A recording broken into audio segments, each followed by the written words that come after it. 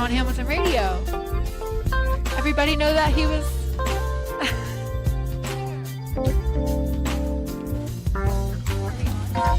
Facebook Live? I'm trying to see. Are we Facebook Live? Yes? Yes, Okay. yes, we are. We are? Well, hello everyone. Happy Friday and welcome to this amazing discussion panel tonight. I'm Alyssa Lego, and normally you would see me on Chit Chat with Alyssa Lego here on Hamilton Radio on Sunday nights, but it is such an honor to welcome you all to Hamilton Radio tonight for a very special discussion with some amazing individuals. So I'm Alyssa Lego, and you're going to get to know a little bit more about me throughout the night, so go ahead and stay tuned. But I would like to introduce some of our guests. So we have His Royal Highness Prince Gharios El Chemor of Ghassan Al Numan VIII. Did I get it right? Yes, very good. Oh, yes. Points for me. And then next to the Prince, we have DJ Danny from the DJ Danny Show on Hamilton Radio. Hello, hello. My show is Tuesday nights from 7 to 8. I'm so glad to be here. And then on the left, we have Troy Alexander from An Hour of Inspiration with Troy Alexander and Picked by Design. Yes. Hi, everyone. Again, our show is every Monday night from 8 p.m. to 9 p.m. I'm honored to be here.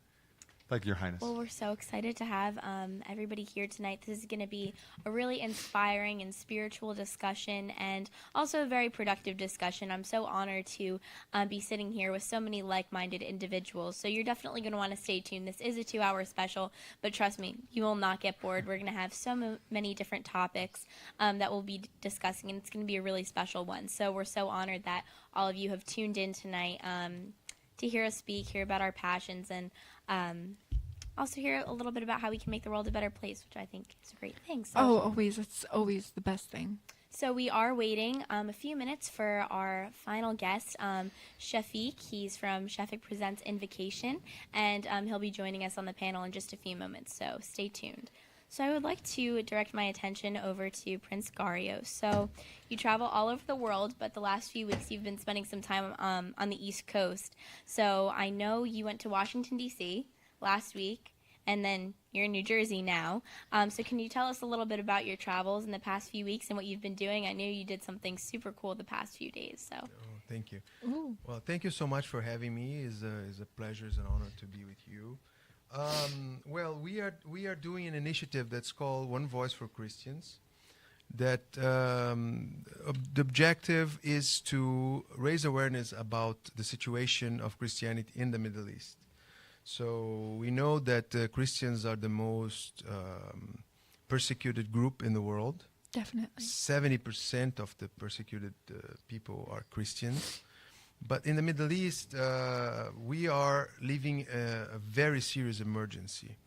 So if you combine all the statistics exponentially, there'll be no more Christians in the Middle East, the cradle of Christianity. By 2055, right? 2035, around 25 to 30 years. Oh, Yeah. so sad. So in yeah. 5 years, the Christians of Iraq, for example, they went from 1.5 million to less than 200,000. So the situation is very serious. So we decided to create this initiative, and my family is one of the last Christian families to rule in the region. And so we believe it's our duty to raise this awareness. So we created this initiative that consists in first to go to mainstream media, try to produce some professional documentaries and short videos, and people can go to One Voice for Christians on YouTube. Can Google One Voice for Christians. You have many documentaries and short videos with a lot of information. And we are producing now, because we want to produce this, as many documentaries as possible, promoting all the other organizations that are working for the Christians in the Middle East. And we are producing now this film called The Invisible People, which is like Al Gore's Inconvenient Truth, but about Christianity in the Middle East. And we've interviewed already 25 people. So we've been to D.C. and New York and here. So it was very successful. We are not only interviewing people, but of course we are meeting leaders. Where's your next stop? Do you have a next stop after Yeah, that? we have to go back to New York next week. We interviewed the Apostolic Nuncio for the Apostolic Nuncio is the ambassador of the Vatican Okay. for the United Nations. So he agreed to give us the interview because he kinds of centralized all the information of the data, at least regarding the Catholic Church all over the world for this persecution.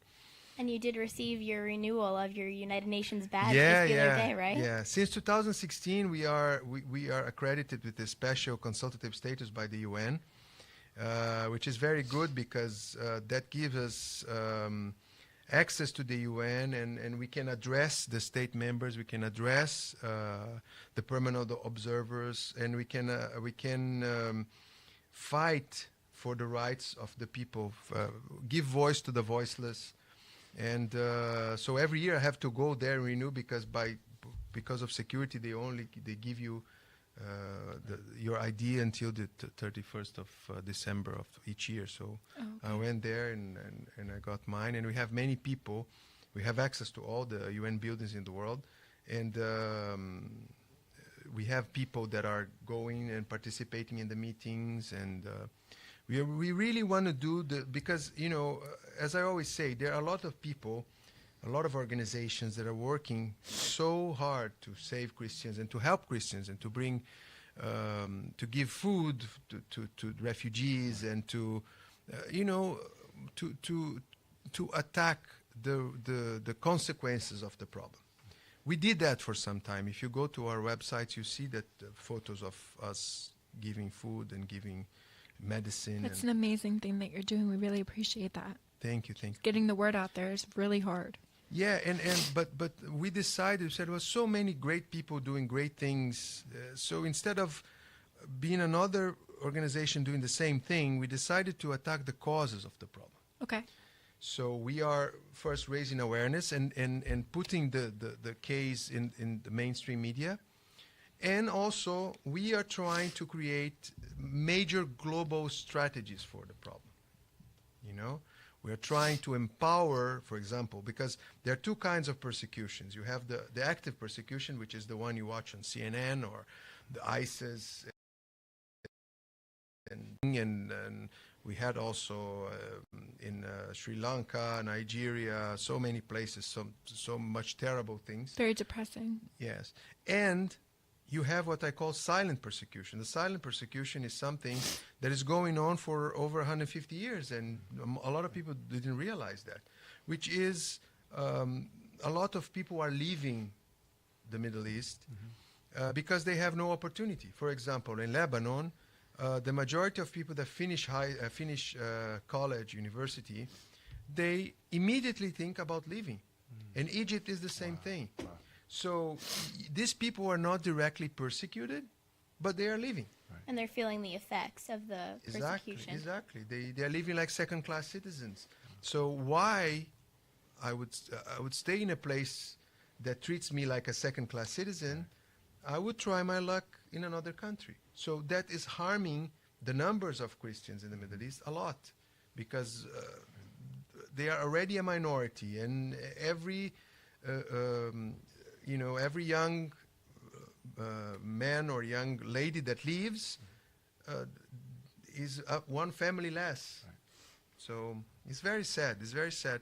And if nothing is done immediately, we will go beyond the point of being able to revert the situation. What I love about what you're doing is that you're turning awareness into action. So it's not just about the awareness. While it's amazing that you're giving a voice to all of these people, we also need to turn this around and stop this extinction before it becomes too late. So what are you doing to really attack these two causes of persecution to make sure that nothing like this ever happens again? Yeah, one of the persons that is very, one of the leaders that is very close to us is the Armenian Orthodox Patriarch Aram I.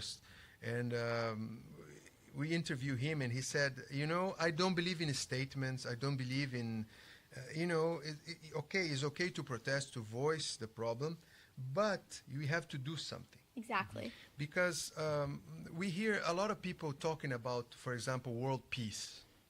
Of course, we all want world peace. But how are we they going to doing accomplish it world peace? exactly? Exactly. Or what are they doing for that? Are they Exactly. actually saying it, or they're just saying it because they want to look good? Exactly. It's like everybody wants to be rich. Right, It's very easy. right. Okay, I want to be okay. But Right, how are you right. going to get there? Exactly. Right. Exactly. So Start from the bottom. as I always like to say, everybody wants to go to heaven, but nobody wants to die. Yeah. So people don't know the Right. path, and I try to imagine because the problem is very localized. So you have one kind of problem in Lebanon, a different kind of problem in Iraq, a different kind of problem in Egypt. So I imagine how can we solve the problem with one major strategy.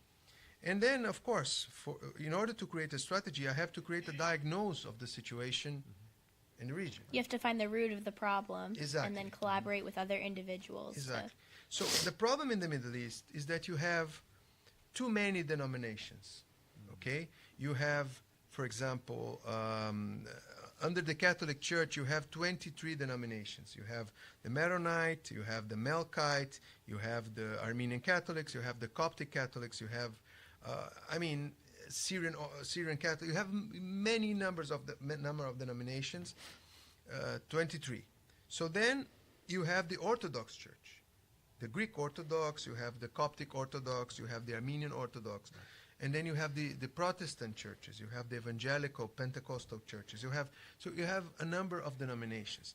And each of the leaders of those denominations, they can only address their own flock. They have no power. For example, the Maronite patriarch, he has authority to speak to the Maronites in Lebanon. And the Maronite they are influential in Lebanon, and they have, for example, they have a very small group in Jordan, but they have no political influence in Jordan. So the Coptics Right. are very influential in Egypt, but they have no influence in other. So how can we solve this problem? And which is leadership. The second problem is identity. You don't have a uniform identity in the Middle East. So you have, for example, the Coptics, they are Egyptian. They don't consider themselves Arabs.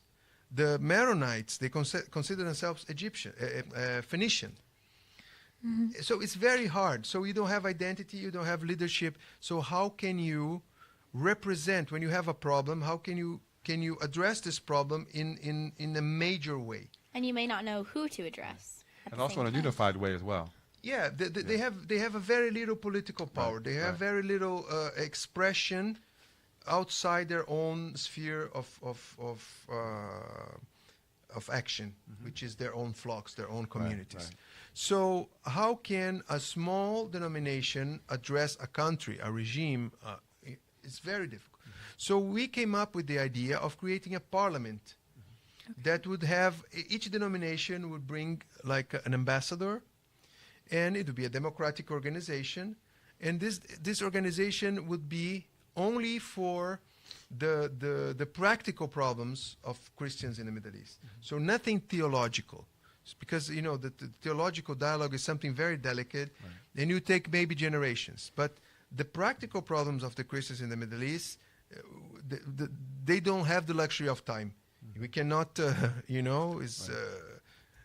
it's for last week. It's not for, So our idea is to create this organization, this parliament, with maybe inside the UN, and to have an observatory of Christians in the Middle East to gather all the statistics, the data, the numbers, and to feed this council with the problems. So say, what's the most urgent? And then channel all the funds to address the problem. Because today, for example, in Europe, a lot of people want to donate for the Middle East, but they know that for each 10 euros they donate, 1 euro gets to the people. So how can we solve this problem? How can we cut? Or how can we make it more successful? Exactly, and more efficient. Very. And how we decide how these funds can be spent. So all of that should be done by this parliament, by this group that could talk as a major political agent to address the state members of the UN, for example, with the same in equal footing. So that is our idea. But for that, before doing that, we need. I've been talking to popes, patriarchs, cardinals, many religious leaders of the world, and they are very receptive for this idea. But we still have a long journey to implement that. And so I decided, as a preliminary step, to create this electronic platform, which is One Voice for Christians, to we want to know what's going on, and we need all these leaders to speak to the West. We need all these people. So the West, because the West must come to the aid of the Middle East. So that's the strategy we are creating, and with that we are channeling. For example, we have in Defense of Christians in Washington. We just closed a partnership with them, with Mr. Tufik Baklini. He's doing an amazing job of lobby with congressmen and senators in Washington to try to recognize the situation in the Middle East as a genocide, to use the power of the United States to help Christianity. So he's doing a great job, but nobody knows about it. Only the people involved. So we are giving voice to them also. That's amazing. Yeah, and promoting his work. So we have many organizations. We are Christians in Germany. He's doing a great job. So we want to create documentaries about this organization, so everybody knows what everybody else is doing. Right. So we are all more or less on the same page, and we don't repeat the same action. Right. So we can distribute the soldiers on the field in a more efficient way. Right. I did want to ask you, where's the support from the world today on this mission? How well known is the issue? How many people know about it, and how many people are talking about it? Unfortunately, it's very small. It's very sad. I don't understand why, but there's no empathy from the Western Christian. Very few see the Christians in the Middle East as their brothers and sisters. And we really do need to think of that because, God the Father, we all are brothers and sisters. So it's up to us to help everybody come together to really solve this issue, I think. Of But I course. do like what you said, Your Highness, in terms of the platform of the media and using that platform to bring about awareness. Because, a lot of folks may or may not know all the details and all of the atrocities that are really going on day to day. And I think what you're doing with the platform, I think it's great because it does bring about awareness. And that has to be continued. And the media is so powerful. We know It is. that, especially in 2019. Absolutely. But I think it's all about how we use it. If we're Absolutely. using it for a positive platform to create awareness and societal change for an issue like this, then I think that's the track that we need to go down. We have this amazing platform at our fingertips. We have Instagram and Twitter and YouTube. That's Why right. don't we use it for a good cause? So I totally applaud what you're doing. Thank you. And one thing is very important to be said is that these people, and it's not a Christian problem. As I always said, if you are not Christian, it's not a Christian problem, it's a humanitarian problem. Humanity Exactly. problem. Exactly. And Very. many people that are listening to us in their homes, they have to understand that these people are being denied something that we take for granted in the West. Right. Believing whatever we want to believe, wearing whatever we want to wear, Well, see, also with social media, sometimes that affects everyone else too, and in a negative stance versus what we want to do for positive. You have to, find a way in between to that. Yeah, well, I always say that everything humans create, like religion, social media, and everything, they are, there's this Chinese saying that says that, for example, religion is like water, okay? From the same water, the drinks the cow and the serpent and the snake. One produces milk and the other poison. Right. So, it's that's what people don't understand about religion, and they say, well, religion is bad. It's not bad. The problem is the human being. We are the problem because we twist things that are beautiful, teachings that are beautiful. Oh, most definitely. From all religions in the world, we turn things into businesses instead of. Yeah, and as I always say, the problem is that the good part of the leaders in the world, religious leaders, from all religions, no exceptions, because I always say that God was very democratic when he distributed stupidity among mankind. So all races, all peoples, genders, and we all we have stupid people everywhere. So yeah, it's not exclusivity of any race, of any. We have, as I always say, we have good people and bad people. That's the only thing. Everything else are labels for me. But it's important to note that if we see, as I say, if you point a finger to the sky, and if you pay attention to the finger instead of the sky, you're going to miss the whole beauty. This is another Chinese saying. I like that, though. That's deep. So, in religion, unfortunately, we're doing that. Instead of paying attention to the real message of religion, we are paying attention of this. Oh no, like we should wear this, we should think about that, and we are missing the core of religion. Because, for example, Christianity for me, means love thy neighbor as you love yourself. That's right. And everything else is very important, of course. But if you don't do this, That's true. It's hard, but the power of love. And even the scripture talks about faith, hope, and charity, or love. And the greatest of these is charity. It's love. So if we don't have love, it's everything else. And even in love is the strongest. Yeah, and even in Buddhism, I was fortunate enough. I always say that I've studied Buddhism. I studied the Eastern religions, and they helped me to be a better Christian. Right. And you have the example of the manifestation of compassion is called in Tibetan Cherenjit or Avalokiteshvara in Sanskrit, which is the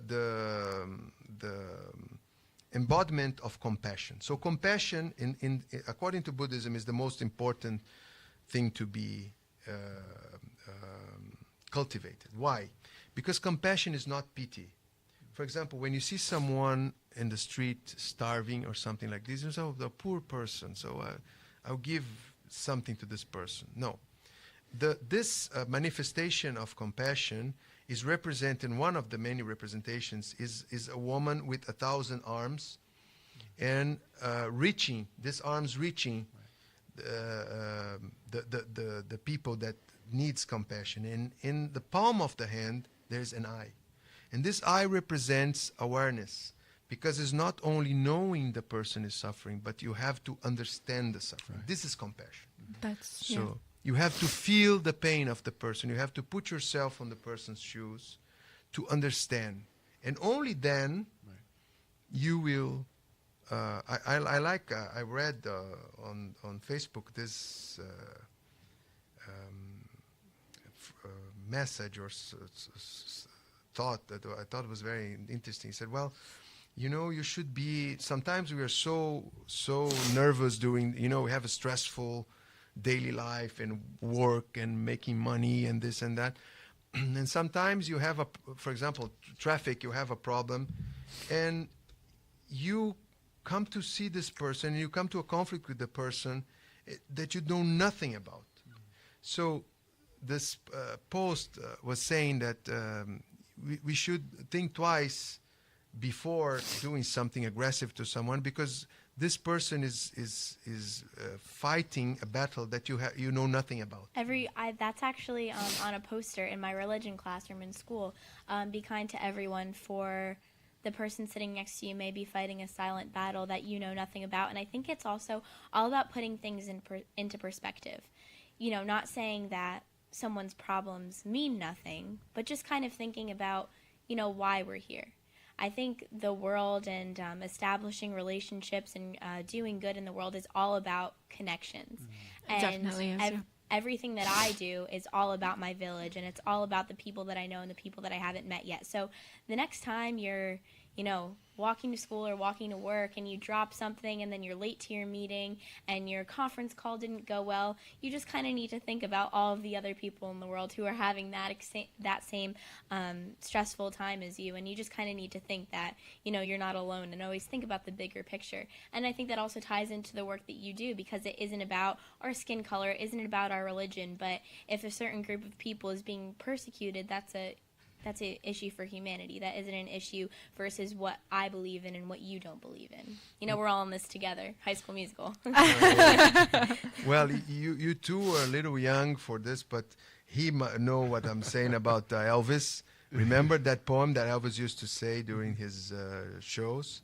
You never stood in that man's shoes or saw things through his eyes. You stood and watched with helpless hands while inside his heart he dies. So help your brother along the way, no matter where it starts, because the same God that made you made him too, this man with broken hearts.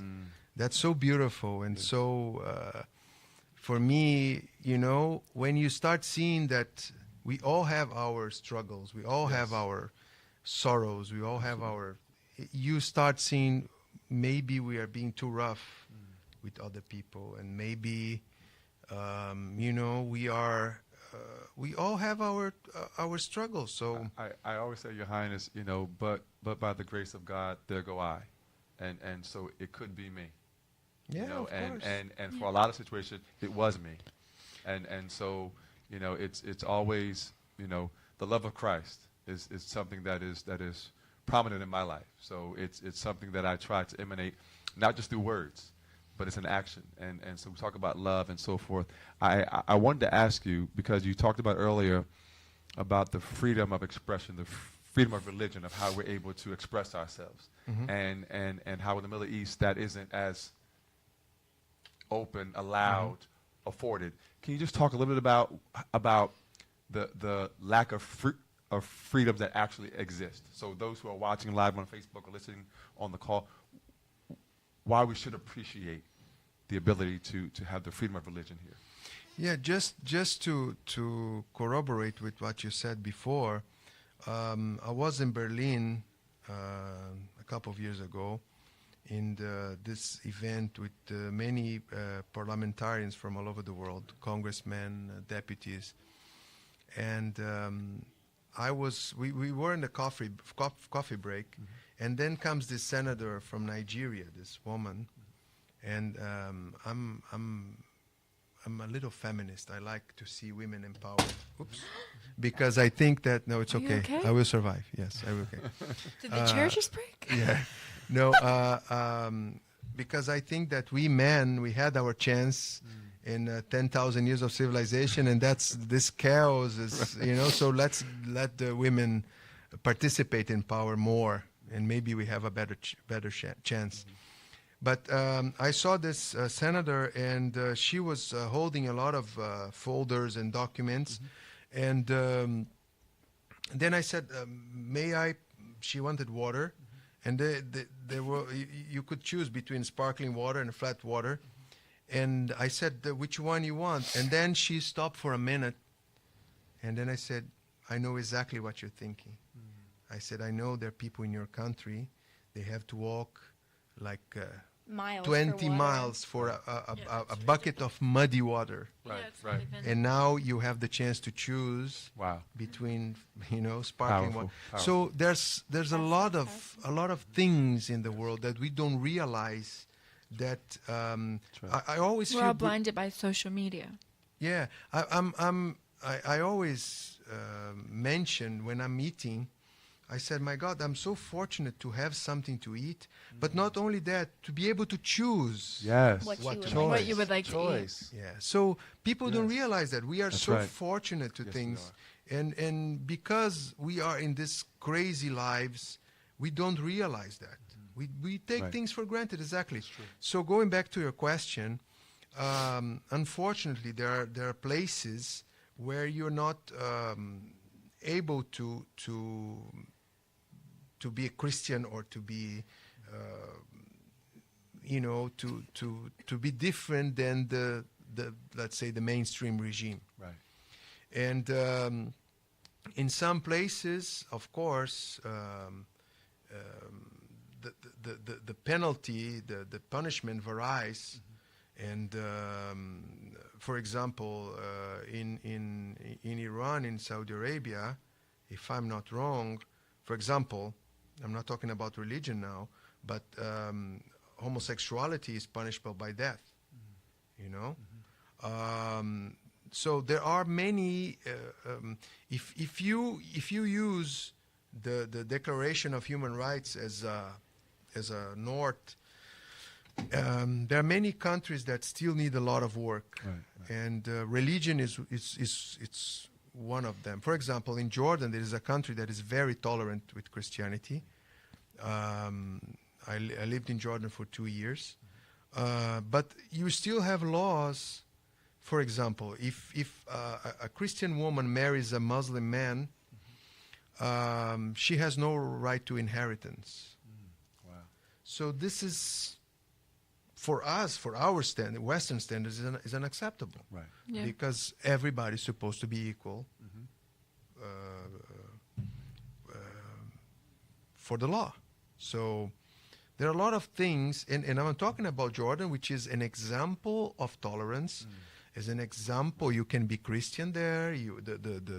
His Majesty King Abdullah. I'm friends with his sister, the Princess Alia, and Princess Sana, Princess Dina Mirad. All they are wonderful, wonderful royal family, and I have huge respect for King Abdullah.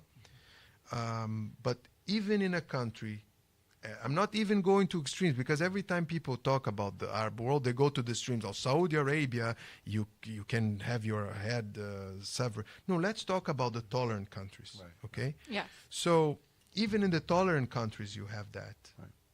So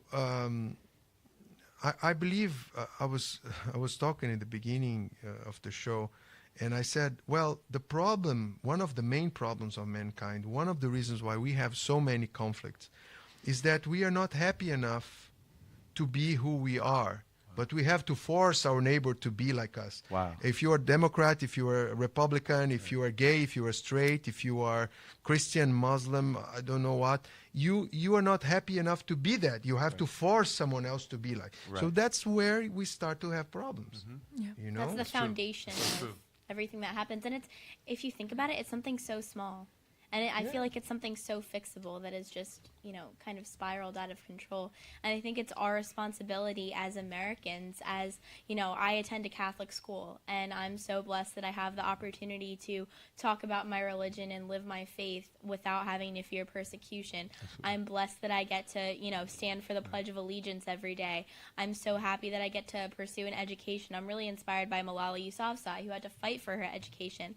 Unlike some woman in Saudi Arabia, I'm learning to get my license right now, and I'm blessed for the opportunity that I can drive. So I think it's our responsibility to realize the privileges that we have. And I actually read a quote the other day. I know this is like the 2 hours of Facebook quotes, but I saw this one, and it was, someone asked me what I would do when I reach success, and I said, reach down to the bottom and help other people up, which I think that's a good saying, but I actually disagree with that. I think a true leader is someone who links hands with people from rock bottom and pulls everybody up together. So it's just my 2 cents on that issue. One thing that people don't realize, because I think we as a civilization, we have a problem of seeing the big picture. We see everything like From our eyes, and our eyes only. Yes. It's hard to see a lot of stuff going on in the world, though. No, seriously. but I mean, for example, we see the big corporations doing things. And believe me, I'm in favor of capitalism. I don't believe in any totalitarian regime myself. I believe in capitalism. I believe that we should, because of our nature, not because of my ideology, but we are beings that are are enticed by competition. Okay, so I believe it's okay to have a profit. I believe it's okay, but we have an inversion of values now. So I cannot understand a CEO of a company or owner of a company that knows that harming the environment is going to create serious problems with his sons and grandsons and Right. great grandsons, Right. and he doesn't care. He prefers to make an extra dollar now, and this for me is unbelievable. Yeah. This for me is unbelievable. So we cannot see the future. I give you an example in Brazil. I was born and raised in Brazil because my family had to live in exile because the Ottoman Empire was killing all the princes and the sheikhs that are Christian. So my family and a lot of people had to leave, and they starved to death half of the population, the Ottomans, horrible. Wow. the Yeah. Lebanese. So that's why today in Brazil you have 12 million Lebanese. You have 4 million Lebanese in Lebanon and 12 million living in Brazil. Wow. So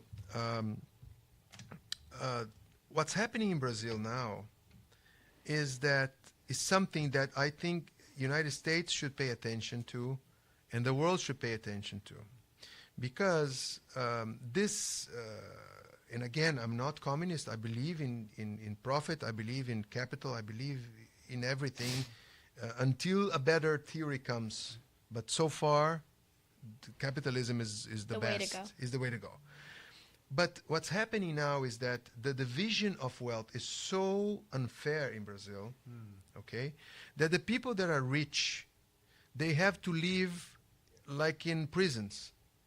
If you see in Rio de Janeiro, for example, you have these buildings, the real compounds, where you have luxury condominiums, you have schools, you have supermarkets, all inside this closed community, gated community, with barbed wires, cameras, and Wow. people. Yeah. So if you really want to be between brackets, stress-free, you have to have a bulletproof car. Wow. So what's the good of having all the money in the world And still having to live. and you live in this beautiful beach, which is Rio de Janeiro, the beautiful beaches like Copacabana, Ipanema, and you cannot open the window of your car to smell the sea. Wow. Wow. You understand That's heartbreaking. Yeah. Yes. the problem? So what's happening now, and I'm afraid that's going to be global, is that because what's happening in many countries is that you are destroying the middle class, and you are making the middle class go down. So you have the distribution of wealth only to very few people, and of course the people that were poor or low middle class going to be miserable. So you see how many homeless people Right. we are seeing in American In cities. New York City alone. New York City, Los Vegas. Angeles, San Francisco. It's Definitely Vegas, really, California. Exactly. Yep. You see all these Yeah. people, the great Yeah. majority of these people. Actually, they in used- Georgia too, I saw a few in the airport. and everywhere. Yeah. They used to own homes. These people. These people Right. became homeless because of the problem with the real estate in 2008. A lot of these people. Or what about for the veterinarian, like the veterans, not veterinarians? Yeah, the Oh my veterans gosh. is another problem. Another problem that for me is very serious because United States is so proud and have United States has all the reasons to be proud about their soldiers. And I always say that the soldier, regardless of nation, he is a hero because the soldiers, the firemen, the policemen, they are all heroes because they put their lives. Life Their is on the lives- line every day. every day, Yeah, they never know what's going to and happen. usually for very little money, Right. Right. Yeah. Yep. Yep. And so they are heroes, period. Military That's- too. Yeah. Exactly. So the government should treat them as they With the deserve. utmost respect. Or like gold, right? Exactly. Love that song by Toby Keith, American Soldier, but I also think it applies to people in all like facets of service. It's I don't do it for the money. There's bills that I can't pay. I don't do it for the glory. I just do it anyway. And I mean, even if there's somebody who doesn't want to pursue a career in the military or in a position of service, I think that's a lifestyle and a mindset that everybody should adopt. Yeah, I see a soldier, a policeman, and a fireman, and all these people, nurses also, some nurses, Yeah. this is, I remember Mother Teresa, and she was, in this very, very poor places in India, and she was like treating these people, with all kinds of diseases and everything. And someone came to her and said, I wouldn't do that for any money in the world. And then she said, me neither. You Wow, know? powerful. So Yes, yes. this is not about money. This is about a call that a person has. Human. Yeah. So, and we I believe we should treat our police officers better also. They are humans. They make mistakes. But imagine if your life is on the line every day. Right. Well, they never know. Yeah. Yeah. So how? Of course, they are human. They make mistakes. They should make less mistakes. Of course, we should be. I'm not saying okay, let them do whatever they want. I'm not saying this, but I mean they are putting their lives, and people don't realize that. Right. People think okay, it's another job, and the veterans the same. Yeah. The veterans the same. So I think that the number of I don't know the statistics exactly, but I've read that the number of veterans that killed themselves after Iraq is bigger than the number of people that die in the war itself. And the statistics regarding post-traumatic stress disorder is skyrocketing. Yeah, Probably, yeah. And I it's really about a humanistic, about caring for your brother and caring for your sister, caring for the human. And I agree with you, Johannes. I think, when you look at firefighters, again, you mentioned law enforcement, again, teachers, those who help to make us grow and keep us safe and heal and help to correct, we tend to not they're not the highest on the pay scale in terms of the support that we give them as a country. And then for those who do give us our service, who come back, who sacrifice their lives, I'm always confused about a homeless veteran.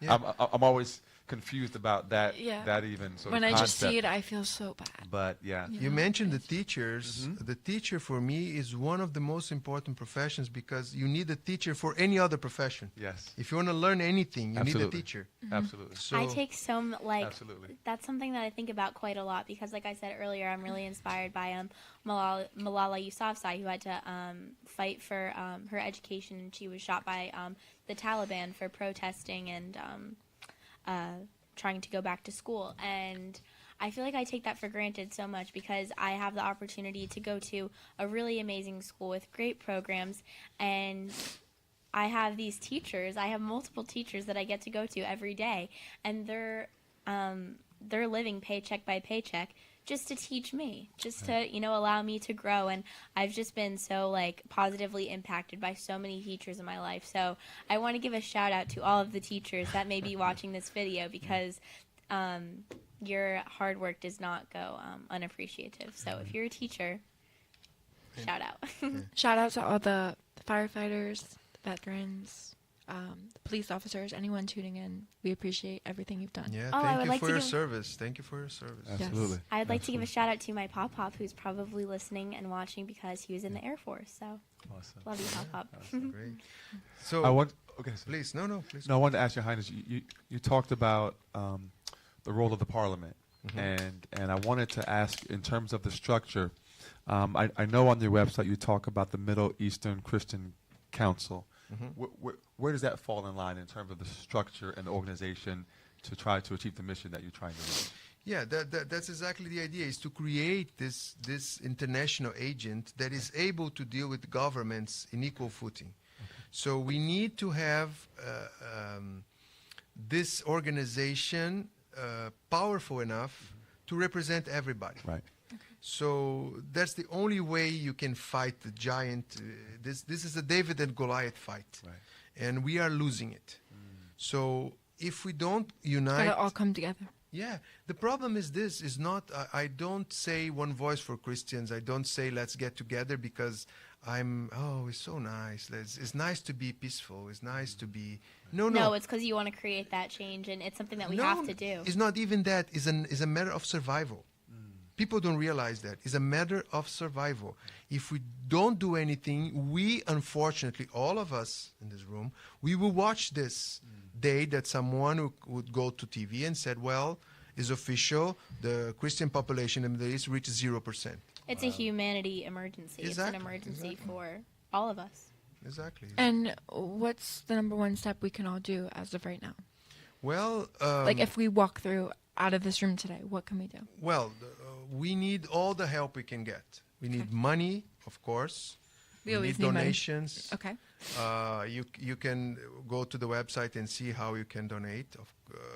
We need your input in social media, sharing, and Do you have any special hashtags that people can use in places to one chat? voice for Christians. Hashtag One Voice for Christians, everyone. Yeah, and because it's a very grassroots cause, and for us is we do everything with our own hands, and people think, oh, he's a prince, he must. I don't have oil fields. I pay for Netflix and HBO like everybody listening to the radio. I'm not special. So I'm just part of this family, and I decided to take this duty of my family, because I always say we lose our privileges, but we don't lose our duty.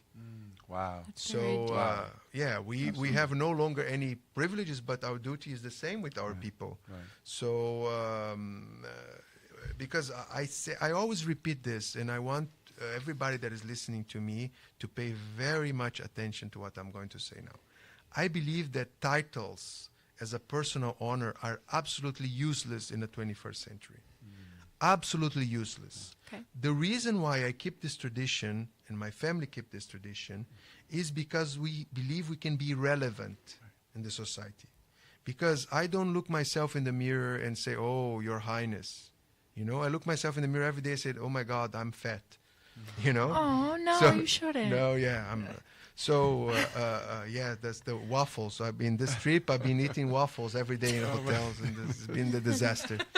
But You gotta treat yourself. yeah, but talking seriously is I don't believe in the deference, the respect that is addressed to me is not to me as a person, it's to my office. Right. Because my office is 18 centuries old, you know. So I'm a regular person. I eat hot dog sitting on a curb with you.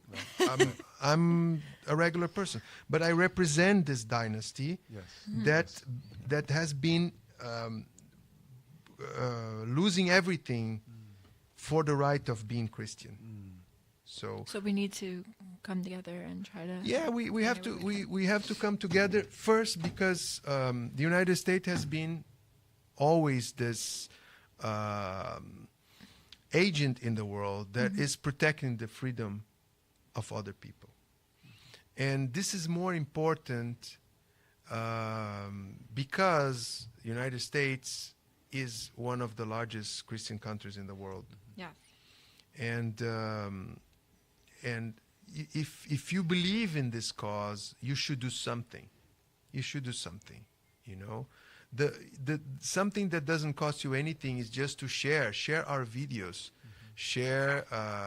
We produce a documentary about if you like history, you can watch a documentary about my ancestors and how they ruled. And a lot of people don't know this history. I had to translate that from Arabic and to bring this history to mainstream, because the Christian dynasties in the Middle East are completely forgotten. You know, first because the Western historians didn't like the Christians because they were Arabs, and the Muslim historians didn't like us because we were Christians. Okay. So we fell in this,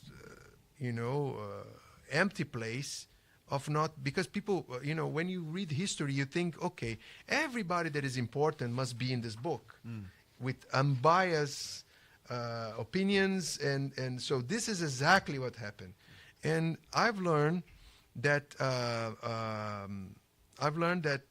unfortunately, when you read history, you should not only read the information, but you should read who wrote it Exactly. and what was the interest and influences of that That's right. person. That's right. Yep, I think that's 100%. For example, there's one Greek historian named Procopius that wrote about my people, that if you take what he wrote, there's a lot of prejudice. So I had to study about him, why he wrote that. Right. Exactly. You know?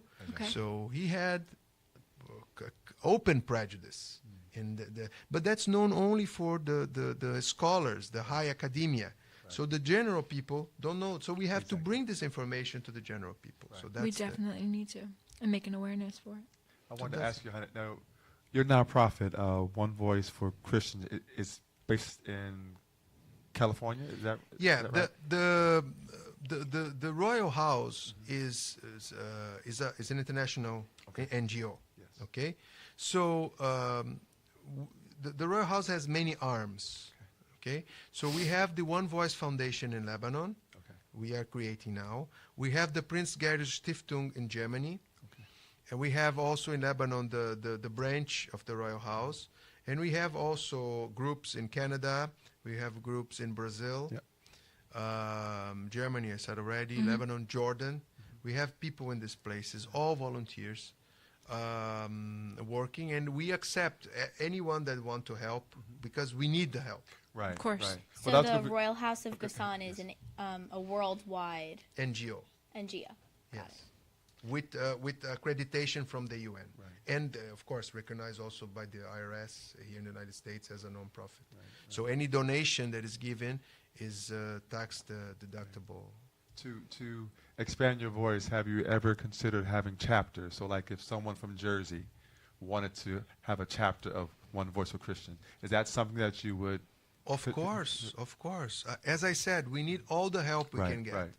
Because it's a David against Goliath. Yes. Yep. We We're the are underdogs. But- by the way, we are David. But at least we know how it ended, right? Yeah, God willing. God willing. yes. We know how that ended because his trust, was in God. So, but yes. But Well, I absolutely. know who I'm contacting for the New Jersey chapter, Donovan Catholic High School. I'll bring it to my school. So, Yeah, we need all the help we can get. So we are very, very fortunate to have support from many people, but again, we need a lot more. Right. Right. Okay. And that's what we're definitely here to help with. And anyway, we can try to contribute or Thank you. I really get the word appreciate out there. Any Yeah. journey to creating change is definitely a very long, tiring, and treacherous one, but this Yes. is a really incredible start. So on that note, we are going to be taking a 5-minute intermission from the program. So stay tuned and come back in 5 minutes for some further discussion. Thanks, everyone. Thank you, everyone. Thank you. Wait, so are we going off?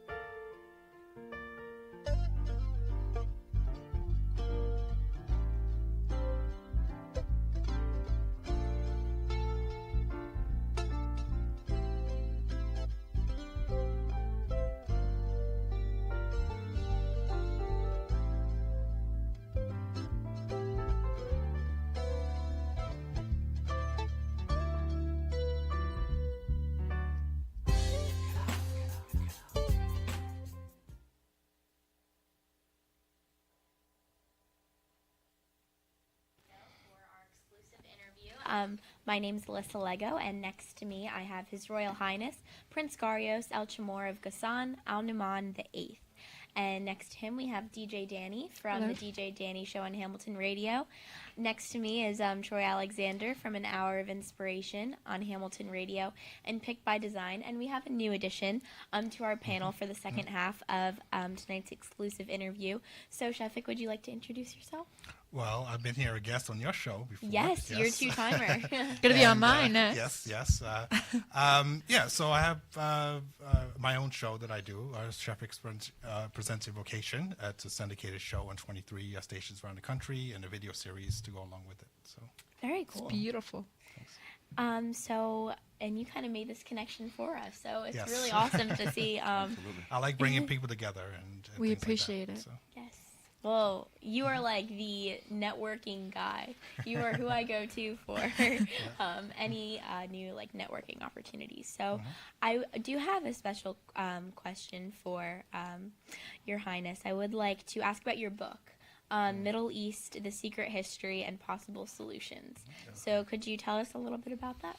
Yes, I wrote this book because I wrote two books. Okay, the first book is the most boring book in history. I doubt it. No, it is because it's a 500 pages book about dynastic and nobility law. So I kind of got Interesting. yeah. Well, if you like history and law, maybe. I'm a huge history buff. Or So if you have problems sleeping, I always recommend this book. You read You 2 won't have pages. insomnia anymore. You read the 2 pages and then you sleep. But my second book, I'm shopping now around for a new publishing company. Was awarded in Italy. This book and congratulations. thank you. Absolutely. You're welcome. It talks about this cover-up, let's call this cover-up, that happened from historians all over the world. That's called the Middle East, The Secret History and Possible Solutions. So the first part of the book talks about exactly why there's a lot of things about the Christian dynasties in the Middle East that we don't know about. Why that happened. So there is this cover-up that is known by the high academia, but is not known for the general public. And I try to talk about it in a very accessible way to the general people so they understand why, for example, you never heard about many things. And for example, I was accused of inventing the history of my family because a lot of people never heard about it.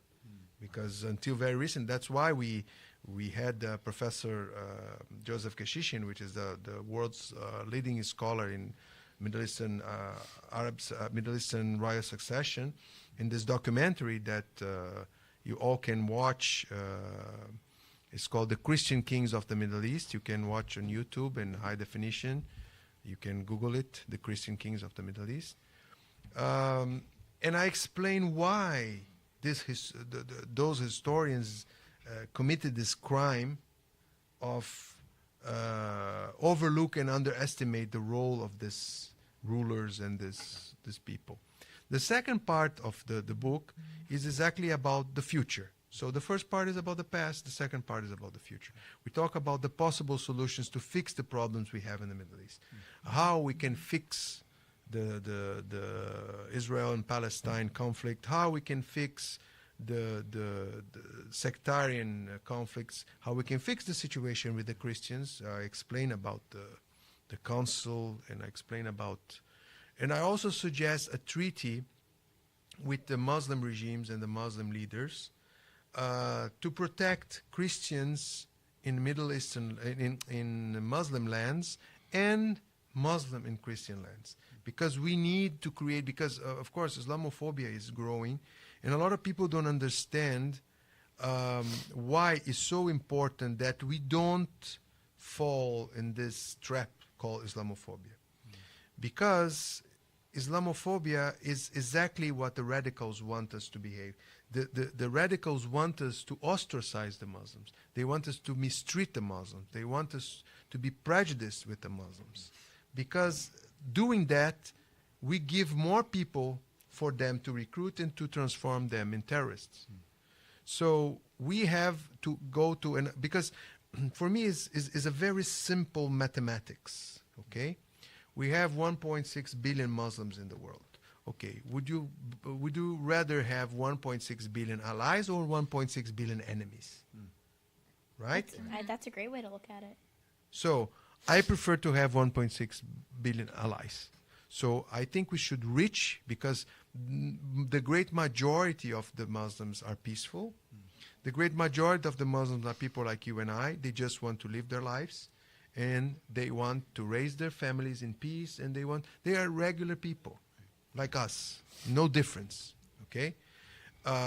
And I even suggest, if you are Christian, if you are Jew, if you are from other religion, you know a Muslim family, you should reach to try to know them and to understand them. You might not agree with the way they live and what they believe, but this is okay. There is this saying that says, if you want a person that agrees 100% with you, look yourself in the mirror, because it's the only way you can find a person that agrees 100% with you. So we don't agree 100% with him, but I'm sure, as I always say, in any kind of conflict, okay, usually we fight for the 10% we disagree instead of unite for the 90% that we agree. Right. I think generalization is such a dangerous thing because, you know, in what we hear from the media and what we read, you know, in our history textbooks in school, we're learning 5% of the information. So it's unfair to discriminate all Muslims as, you know, terrorists, and it's unfair to discriminate all Christians as, like we were talking about on the way here. It's unfair to say that all Christians are like the KKK. Yeah, exactly. Well, you said about generalization. I coined this this phrase that says generalization is the mother of prejudice. The father is ignorance. Wow. So the moment that we take the whole for the one, we create the racism, prejudice, homophobia, Islamophobia, Christian phobia, all kinds of phobias, all kinds of stupidities that Separate us and separate divide us. Yeah. And as I said in the beginning, we only have two kinds of people: good people and bad people. Everything else is a label. Exactly. So what was the writing process like for both books? Well, the first one was funny because I was writing this thesis. And then I said, well, you know, I should write this book because you cannot find a book specific about the subject in English. It's very hard to find. So I decided to write this book and also to substantiate the claims of my family. I wanted to, the book, I have many references and citations from bona fide authors and about international law. For example, I have to study a lot of international law to understand. So I put together this book. Later I wrote another 200 pages, but again, it's very boring. So is the least commercial book in the history of publishing. But the second book, I believe, as I said, was even awarded in Italy as the international Abruzzo Festival of Culture in the category of history in 2014. And it's the first time that an Arab author won the award. They had 21 editions of the award. It was the first time. I'm of course, from my mother's side, I'm also Italian and British, but it's the first time that an Arab. So it was all over the newspapers, and unfortunately, I got scammed by the publishing company that published the book originally. So now I'm trying to get another publishing company. How did they scam you? Oh, it's I don't know if I can talk about it because they are under the owners are arrested or something like this. Okay. Yeah. Oh. They kind of sold the book and they sent me like a check for 12 cents, and they sold the book for 2 years and never send. But Big not one. only me. A check for 12 cents for 2 years. Yeah. It's No, not- no, but there's not only me. Other people too. All the other authors. So that's why they are in jail. Oh So my if I want to collect my money from them, I get in line for maybe 100 people. Wow. So it's okay. Yeah, there are always little You're bumps first in in the line, road though. like that. I hope they enjoyed it. But if there's anyone that can publish my book, I'm open to. Oh, where can people publish it and get their hands on a copy? Well, if someone wants, they can write to my people at info@princegarios.com. Okay. Info@princegarios.com. We have somebody here at Hamilton Radio that publishes books if you're interested. Ava. Oh, very cool. Yeah, of course. So- I'm interested because it's a book that it's So we can help very get in the word. vogue now. Yes. It's something that And you won't be screwed over. I promise. I hope so. More than 12 cents, too. Yeah. Yeah, so I'm wondering, when you were writing this book and sort of researching it, did it help to further define your faith?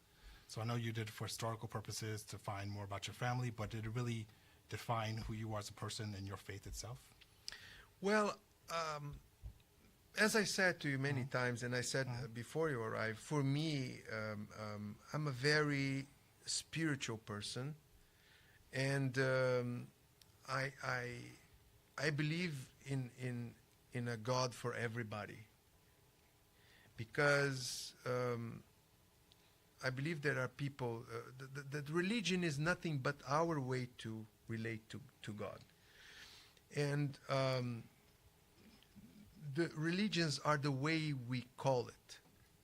What do you call it? It's like the language. Yeah. So I'm Christian, and I was born Christian. I was born Roman Catholic.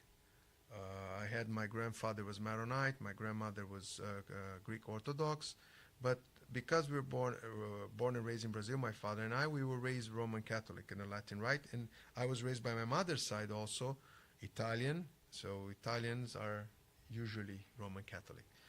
But for me, I kind of went around a long way because I was raised by the Franciscans, and I was a very rebel when I was a teenager regarding Christianity. So I've studied in depth not only Christianity but many other religions, and as I always say, that all helped me to be a better Christian. Because for me, as I said, and I repeat, Christian, it means love thy neighbor, and to promote this compassion and to promote this. So the book, of course, I try to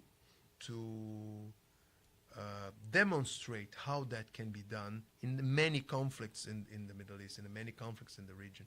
So I talk about, I'll give you an example, the Israel and Palestine conflict.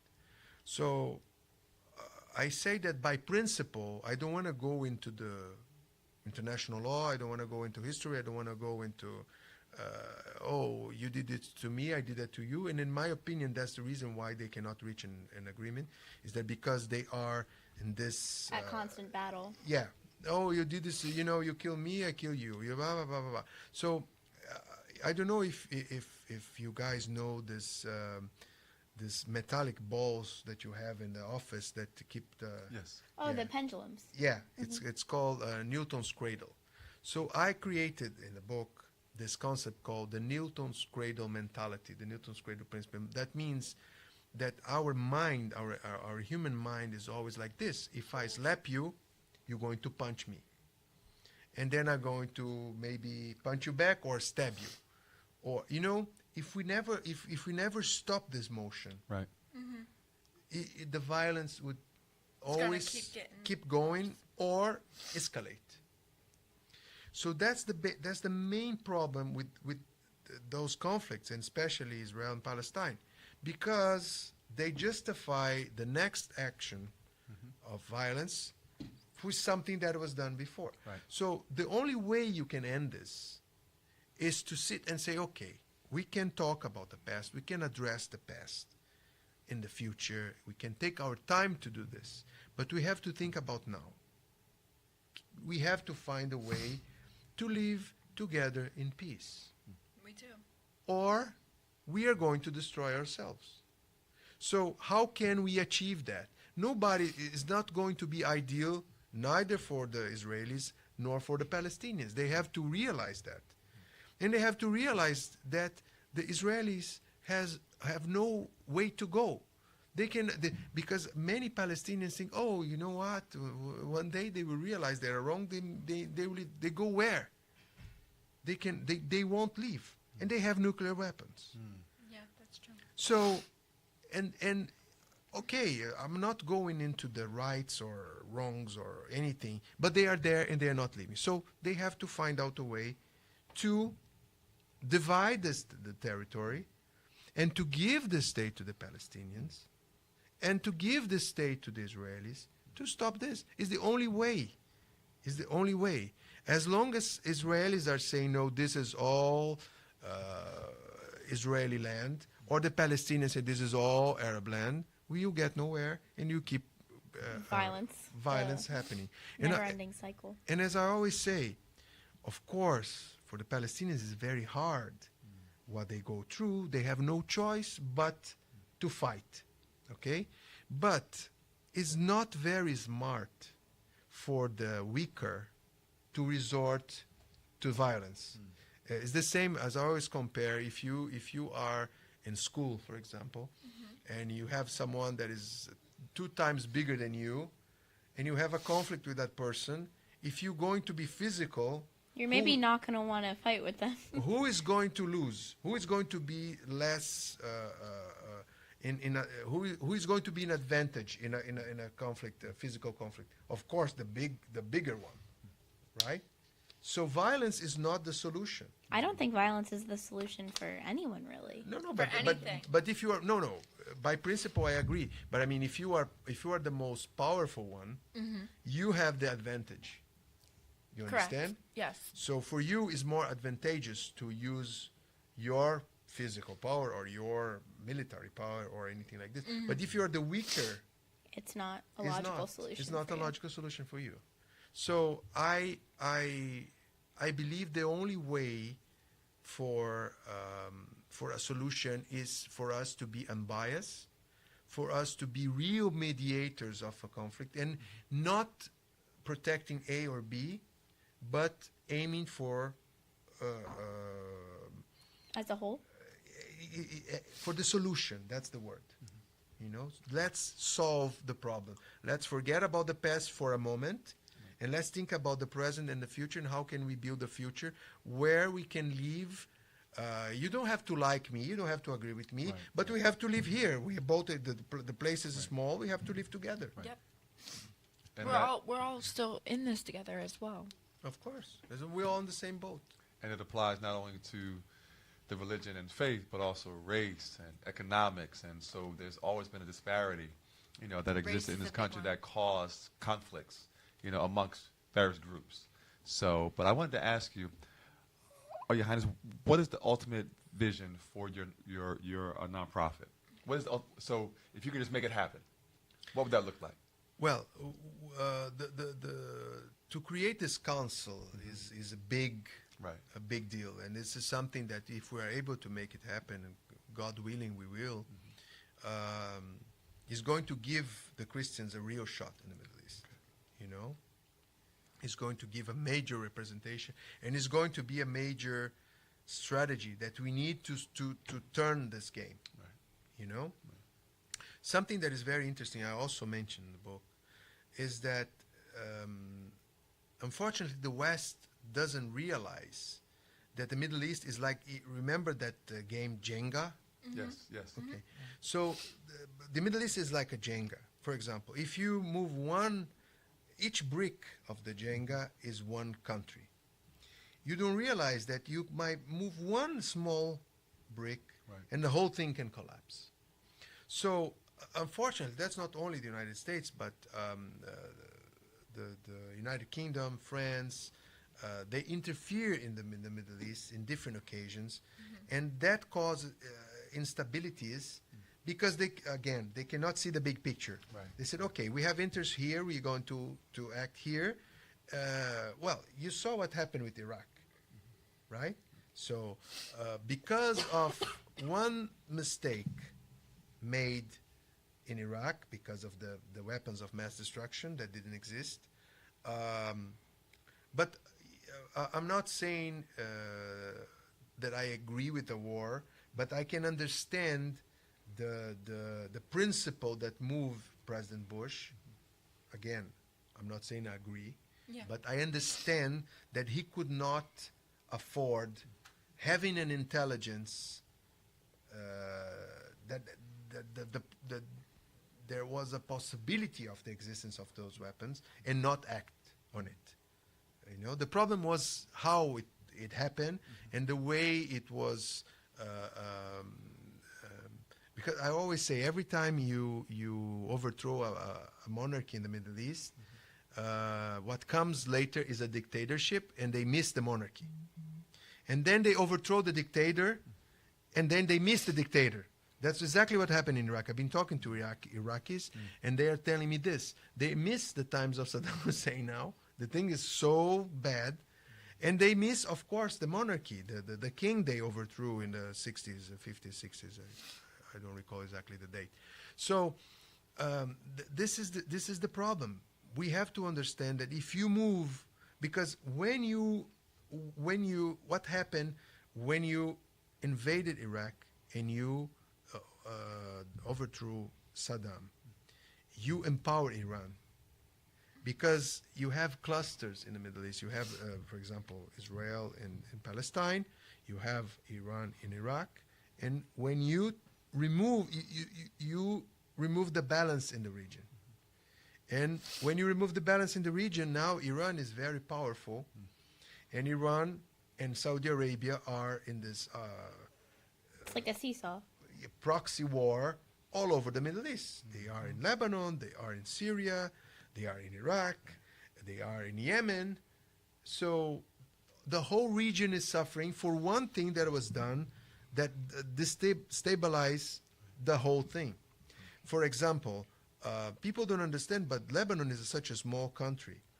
But if something happens with Lebanon, the whole thing would be a mess. The same with Jordan. Jordan is very strategic. So there's a very delicate balance in the Middle East, and people don't understand. They focus on very concentrated interests, and then the whole thing, they don't understand why. My God, why is this chaos now? But of course, you move one Jenga, the whole thing, and that's how ISIS was created. Wow. I do want to ask you a little bit about your partnership with some organizations. So I know that you work closely with the IDC and the MECC. So can you talk a little bit about how those two organizations represent the movement? Yeah, we just closed because IDC is an organization in defense of Christians. You can Google. They are really heroes because they are able to go, because United States is present all over the world and their influence is undeniable. So what they are doing now is they are since 5 years now lobbying with the congressmen and with the senators, the politicians, with the leaders, and of course making this bridge with the Middle Eastern leaders. They also have a good access to the Vatican and I mean all leaders in the world. And they are doing this. They have summits. They work very closely with the United States government to really protect the Christians and to really find resolutions and legislation. And we are offering our position in the UN so they can expand their influence. And also we want to help them to expand in Europe. Also, we have a good relationship with some organizations and some governments in Europe. So the idea is to connect all these organizations because they are all heroes. They're all doing a great job, but we need. It's like a war. I cannot use another analogy. It's a war. So we have to know where to put this battalion, this army here, this army there. We have to know and we have to help each other. We have to help each other because otherwise we are just screaming in the wind. We are just, we are doing our best. We are doing a wonderful job, but the result can be potentialized if we work. I'm not saying together because each organization has its own governing system or anything. I don't want to be the coordinator of anything, but I just want the organizations to know what each one is doing, so we don't do the same thing, or we do the same thing because this might need more people, more organizations pushing for something, or if we have enough people doing this, we have the people deciding to do that instead of this. You understand? It's to organize. If you know your enemy, the Sun Tzu, the Art of War, the book that all the executives like to read, they say this: if you have to know your territory, you have to know your army, and then you have the chance to win. Why do you think there's such a challenge, or it seems to be such a challenge or a barrier for varying groups to sit down and talk to each other? I mean, because it just seems like, each may have their own territory or their own ideas. Or it's just hard in general. But just to sit down and have a conversation. Because the human being has a difficulty of seeing the common good beyond their own ego. I think it was Ronald Reagan who used to say that you can get anything done if you accept not getting credit for it. But unfortunately, we have many leaders and we have many organizations that they want to be the heroes, and they want to be, and with that, nobody will be the hero, and the cause, which is the common good, which is the most important thing, is lost. And that's happening in politics.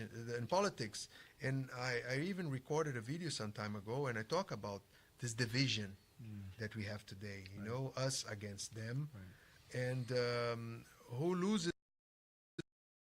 with that. We've been talking about that on the way here to the radio, and this is something that the problem. One time, someone asked me if I learn anything about philosophy and about religion and about spirituality, which advice, some teaching that is universal and is inevitable. And I said, well, it's called balance. Balance is the only thing, because even love, too much love is not good. Too much love becomes suffocating. But balance, you can never have too much balance. Balance is always good for everything. So we need to have the balance between being vocal about things we disagree and being and sabotaging the opposite, let's say, our competition. And I always use this as example in the politics. The problem that things don't progress is that we have conservatives and liberals, and again, everybody has the right to be whatever they want to be. But the problem is this: when I have an idea, and you, for example, I'm a conservative and you are liberal, and you agree that my idea is the best idea for that problem, but you sabotage me because you don't believe in. No, because you don't want me to succeed. Right. Because if I succeed, means you don't succeed. Right. You don't think that my idea that you agree is the best should be implemented, because that would mean my party or my, So that's the problem. That's the problem. The second problem is people disagreeing without coming up with a constructive solution. We had this problem before. We have this, and this problem affects liberals and affects conservatives. I'll give an example. I will repeat what we were talking in the car with Obamacare, for example. Oh, gosh. Okay? So we all agree that the United States need a health system, okay? But people disagreed with Obama's plan, but they didn't come up with something better. So it's very easy to criticize something, but okay, so you don't agree with this, so come up with something better. Okay, so we need this. The second thing is about Trump. You know, I'm not saying I agree with him or disagree with him, but I mean, people are going after him, you know, with a lot of severity, and they forget that if the country, if he fails, the whole country fails. You know, if it's proven that he was elected, he was duly elected, he is the president of the United States, and he has to be supported. You know, of course, if you disagree with him, you have to be vocal, you have to protest, you have all the right to do that. But again, I compare a country with a boat. You know, whoever is elected president is the captain. So is that smart for me to Try to push the captain overboard. to shake the boat and make the boat sink just because you don't like the captain? You are going to die too. You understand? So again, it doesn't matter who is in power. If it's Obama, if it's Trump, who is, it doesn't matter. You know, we have always to think about the people first. Then the divisions. We can debate, we can disagree. It's okay. It's part, but for us to make democracy work, we have to be constructive. That's the word, constructive. Disagreement, debate is good as long as it is constructive. That's my point. I couldn't agree with you more. All of the work that I personally do is all about eradicating labels, especially for children and adults with special needs. And I think once we separate ourselves from these labels, like you said, labels are pointless. Whether it's a clothing label or race or religion or beliefs, whether you're conservative or a liberal or what country you're from or just the different beliefs that you have on a certain issue. Once we realize that we're all a part of one race, the human race, once we all realize that, you know, God is the Father and we're all brother and sisters, I think then we can really sit down in a room with great representation, which is what you're striving to do with the parliament, people of all different representations to create the change and create a movement. I think once we can separate from what makes us different, we can celebrate those differences and then ask ourselves, what are the steps that we can take to make humankind a better place for everyone? Yeah, and something that many people try to say, oh, we are all equal, we are equal. We are not all equal, we're all different, but that's good. It's all about celebrating what makes us different to move forward. We are different, and we have so much to learn with each other. Right. And there's so much power in what it is called in terms of what we label it, how we define it. And when you have a Democratic Party, Republican Party, what is that word? Part? You know, so when you have it in the definition of who we are as a country, then how can we be united?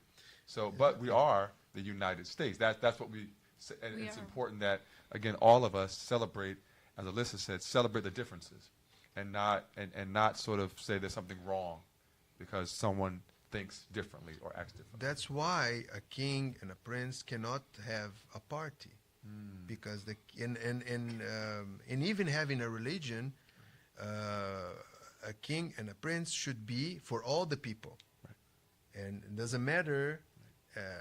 You know, if you have like 5 Jews in the country, you have to look for these 5 people. Right. You know, you have if you have conservative, you always have to be above this partisan discussion, this partisan debate, because the good should be always the whole. Right. You know. So that's the problem. We are dividing ourselves more and more and more and more, and we are not realizing that this should have a limit. You know? And again, we are shaking the boat, and we are all going to die. Right. You know? We have to realize that. It's like poking the bear. Yeah. And no, sorry, please. Your Highness. No, please go. No, and I was going to say, even Christ said, listen, if you want to be the greatest in the kingdom, then become a servant. That means serving others. So sometimes we think to be greatest, I'm supposed to have a, no, it's to help your fellow man, help your fellow woman, to help each other, so that we all can grow. Yeah, that's the misconception about royalty is exactly that, because people are so attached to the pomp and to the glamour and to. Right. But the king, the prince, is the ultimate servant. That's why you see that red mantle and the red and the crown.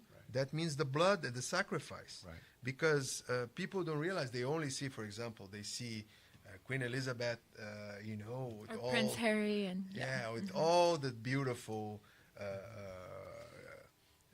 throne and the palace and everything, but they don't realize, for example, The sacrifices that they make every day. that she is 24/7 at service of the people. She has, of course, some vacation and some, but for example, the Queen Mother, I don't know if you remember, the Queen Mother was, I don't know, 90 years old, and she had 250 events a year that she had to attend. So imagine a 90-year-old woman attending 250 events a year. So it's a job. Right. People don't realize that. You cannot wear whatever you want. You cannot marry whoever you want. You cannot say whatever you want.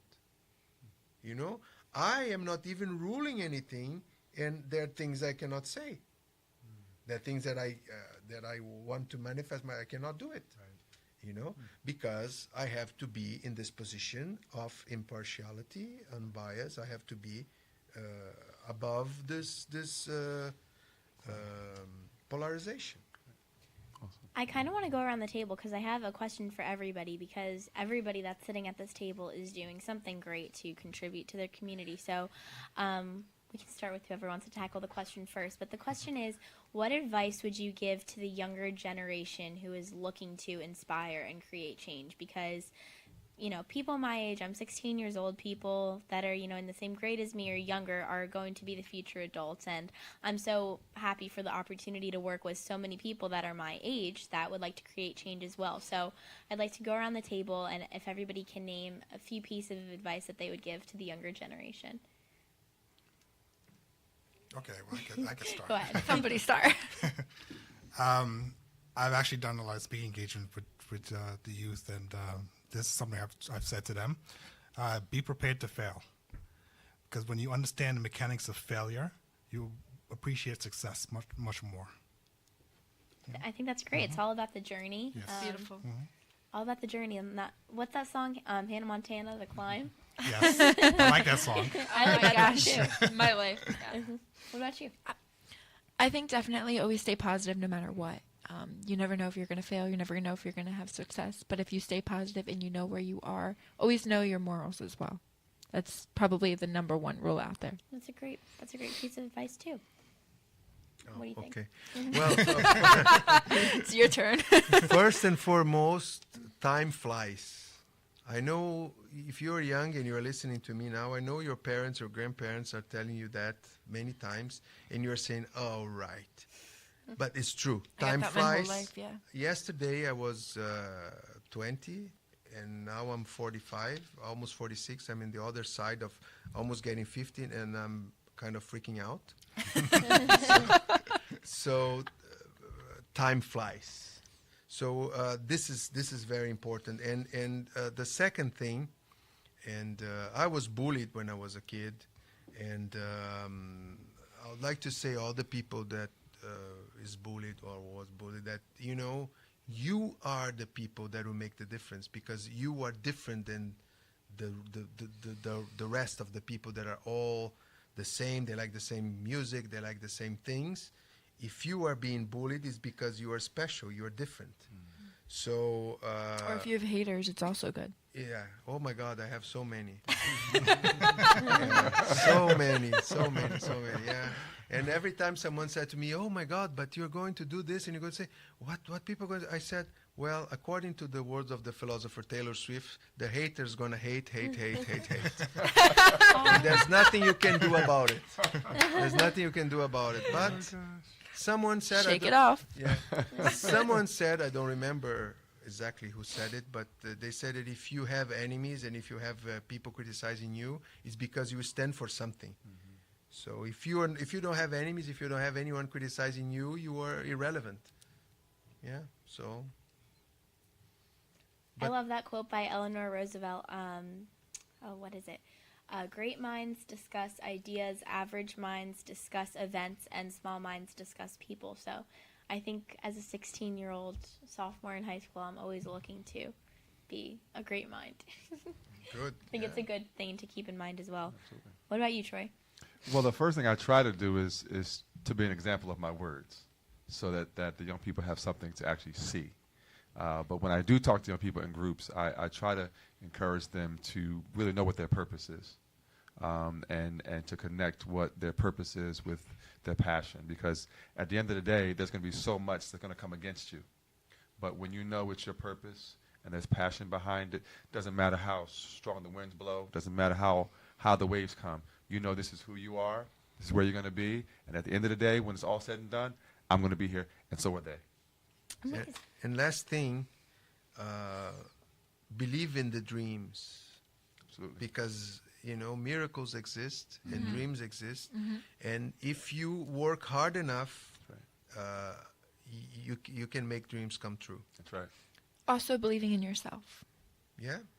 And you have to believe, just period. You have to believe. Imagination is the Yes. first step for anything. Yes. All the greatest achievements of mankind started with a dream, started Yes. with someone saying, and as Nelson Mandela said, tonight is a great parade of quotes, but Nelson Mandela said the impossible was just impossible until someone decided to do it, That's or exactly. or because Yeah, I know. it was impossible because someone realized did the impossible because they didn't know it was impossible. So That's right.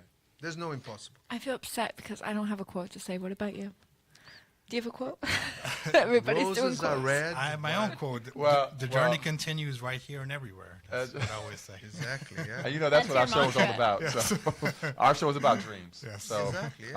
our show is about inspiring dreams. Actually, speaking of dreams real quick, I just want to let everyone know that Jersey Shore Angel is tuning in. She's actually, she's a psychic. She's Jersey Shore Angel. She comes here to the studio. She wants to let you know that she's sending lots of love, and she said miracles happen and dreams come true. Oh, Thank you for listening to us. God bless you. Yes, yes.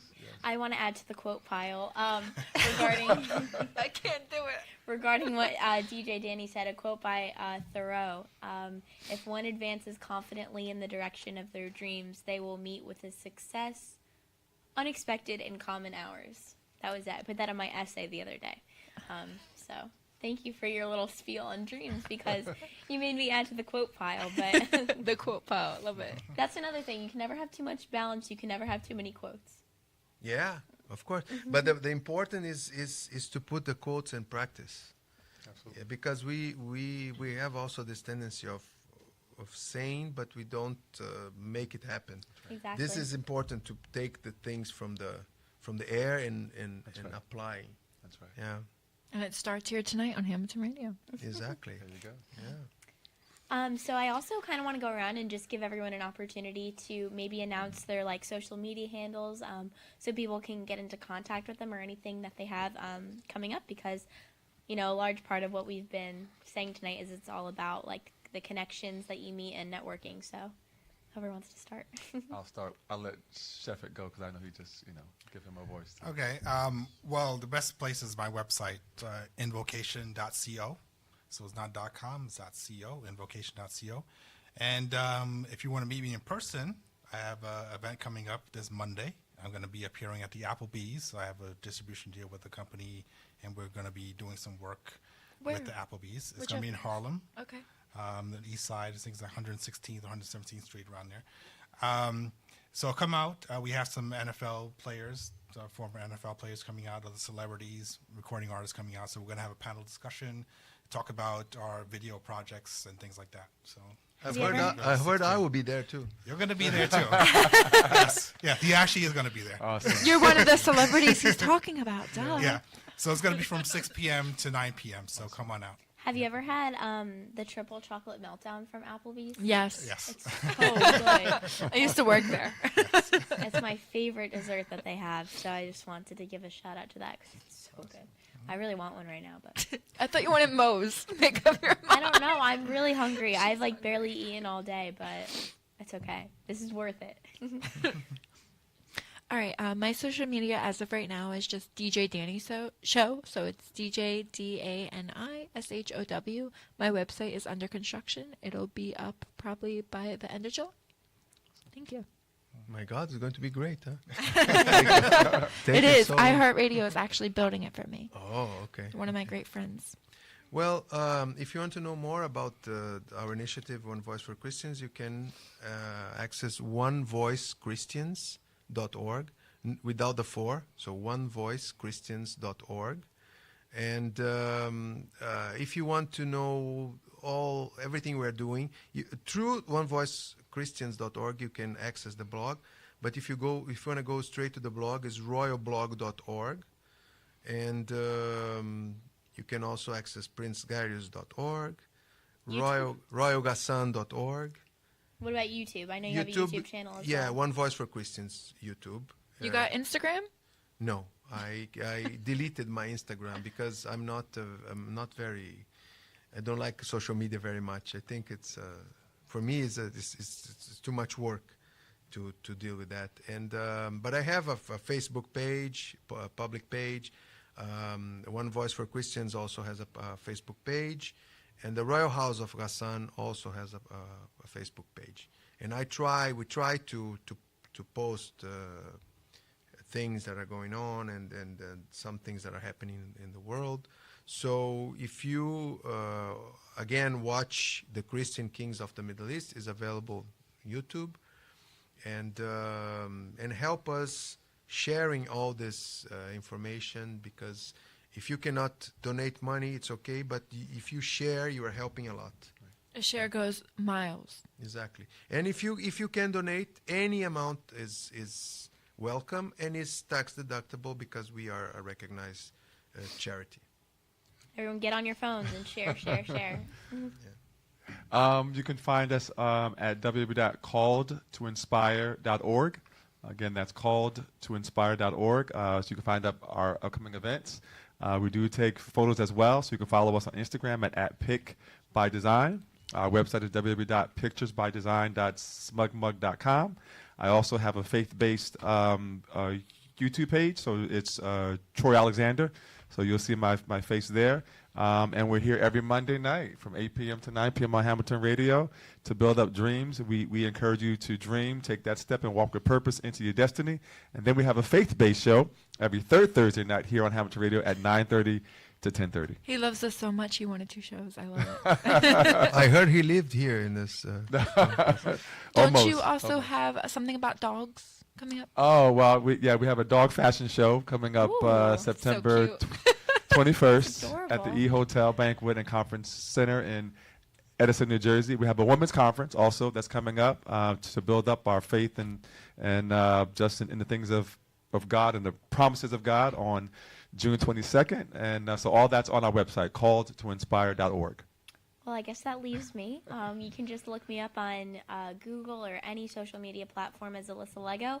Or if you'd like to get some more information on my philanthropic endeavors, you can look up Shop Sell Strut or the Morgan Marie Michael Foundation, and all the information is there. So, wow, this was a very motivational, inspirational, spiritual discussion.